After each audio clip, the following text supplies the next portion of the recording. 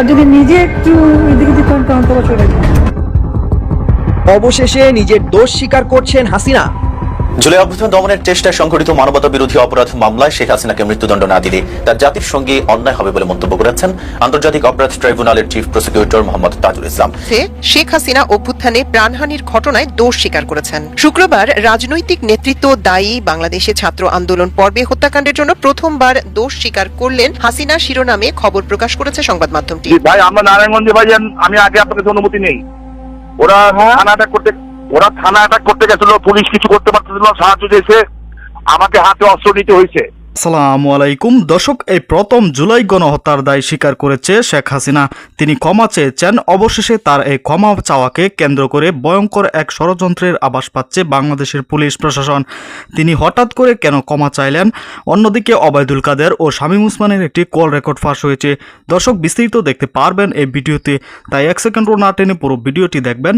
চ্যানেলে নতুন হলে সাবস্ক্রাইব করে রাখবেন পরবর্তী আপডেট পাওয়ার জন্য। ভিডিওতে একটি লাইক করে দেখতে থাকুন সম্পূর্ণ ভিডিওটি। এদিকে দিতাম তখন তো চলে যেত।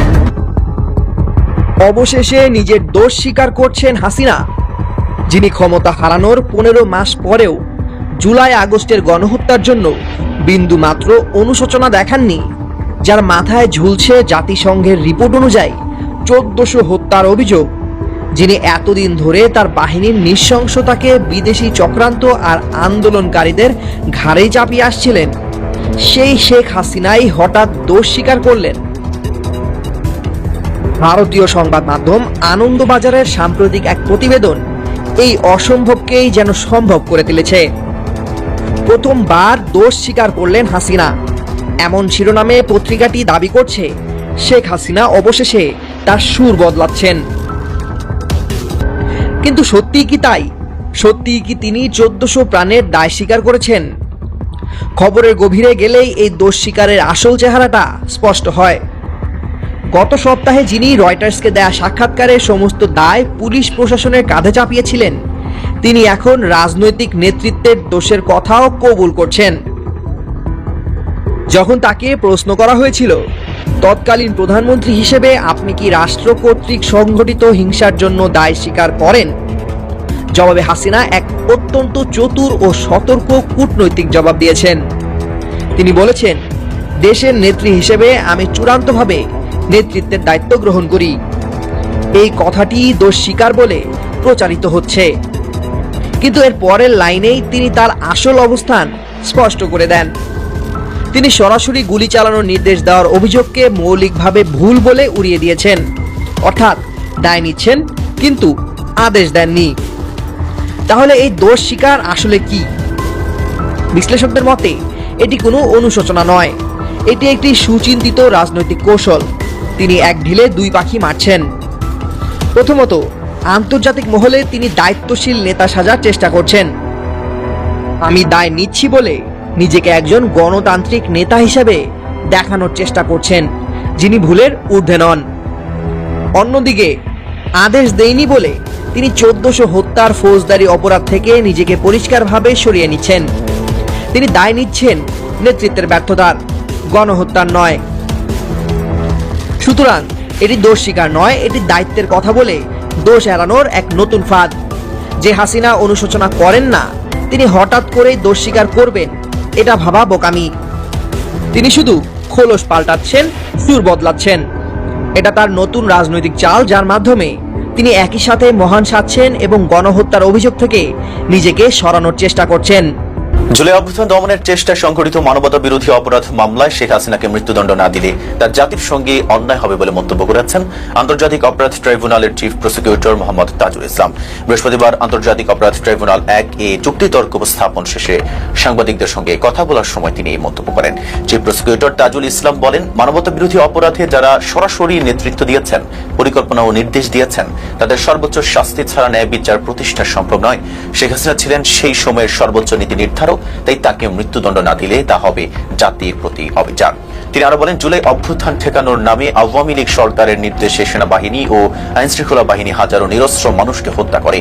এসব হত্যাকাণ্ড ছিল পরিকল্পিত ও সংগঠিত। শেখ হাসিনা নিজেই এই হত্যাযজ্ঞের অনুমোদন দিয়েছিলেন বলে দাবি করেন প্রধান কৌঁসুলি তাজুল ইসলাম।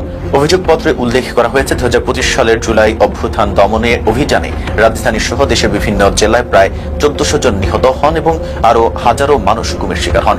এই ঘটনায় শেখ হাসিনার সাবেক স্বরাষ্ট্রমন্ত্রী আসাদুজ্জামান খান কামাল ও সাবেক আইজিবি চৌধুরী আব্দুল্লাহ আল মামুনের বিরুদ্ধে মানবতা বিরোধী অপরাধের অভিযোগ গঠন করা হয়েছে। বিচারপতি গোলাম মুর্তজা মজুমদারের নেতৃত্বাধীন 3 সদস্যের আন্তর্জাতিক অপরাধ ট্রাইব্যুনাল 1A বর্তমানে মামলাটির বিচার চলছে। আদালতের অপর 2 সদস্য হলেন বিচারপতি শফিউল আলম মাহমুদ ও বিচারক মহিদুল হক এনাম চৌধুরী। এই মামলায় পলাতক আসামি শেখ হাসিনা ও আসাদুজ্জামান খানের পক্ষে রাষ্ট্র নিযুক্ত আইনজীবী মোহাম্মদ আমির হোসেন যুক্তিতর্ক উপস্থাপনের জন্য সময় প্রার্থনা করেছেন। আদালত আগামী সোমবার মামলার পরবর্তী শুনানির তারিখ নির্ধারণ করেছে। অন্যদিকে জামায়াত ইসলামী, এনসিপি ও আরো কয়েকটি রাজনৈতিক দল সেপ্টেম্বরের নির্বাচনের আগেই শেখ হাসিনা ও আওয়ামী লীগের বিচারের দাবি জানিয়ে আসছিল। আইন উপদেষ্টা অধ্যাপক আসিফ নজরুলও সম্প্রতি সামাজিক যোগাযোগ মাধ্যমে লিখেছেন, অন্তর্বর্তী সরকারের সময়ই শেখ হাসিনার বিচার শেষ হবে, এমনই বলে তিনি বিশ্বাস করেন। ভাই, আমরা নারায়ণগঞ্জে ভাইজান, আমি আগে আপনার কাছে অনুমতি নেই। আমাকে হাতে অস্ত্র নিতে হয়েছে, মুভ করা যাচ্ছে না। আমরা এখন দৌড়ায় পানির নামে সব বলি যে অস্ত্র ছাড়া মুভ করা যাচ্ছে না। আমরা এখন দৌড়ায় পানির নামে সব বলি যে হ্যালো আছে এখানে মিটিং করলাম তো। জি ভাই, বাইতুল মুকাররম মিটিং করলাম। জি ভাই, আমরা নারায়ণগঞ্জে ভাইজান, আমি আগে আপনার কাছে অনুমতি নেই। ওরা থানা অ্যাটাক করতে গেছিল, পুলিশ কিছু করতে পারতেছিল না, সাহায্য চেয়েছে। আমাকে হাতে অস্ত্র নিতে হয়েছে। আমি কিন্তু এখন আর অস্ত্র ছাড়া মুভ করা যাচ্ছে না। আমরা এখন দৌড়ায় পানির নামে সব বলি যে 2টায় ধরছি, এখন যাচ্ছি সিদ্ধিগঞ্জে। আর সজল মোল্লা ওদের সাথে আলাপ করছি যে তোমরা আমাকে সাপোর্ট দাও, আমরা চিটাং রোড খালি করতেছি। মানে আপনার কাছে বলে নাম, আপনি নেত্রী কাছে বলে দিবেন অস্ত্র হাতে ছবি আছে যাতে রাগ না করে। ঠিক আছে, এখানে আর কোনো উপায় নেই ভাইজান। জি, আসসালামু আলাইকুম।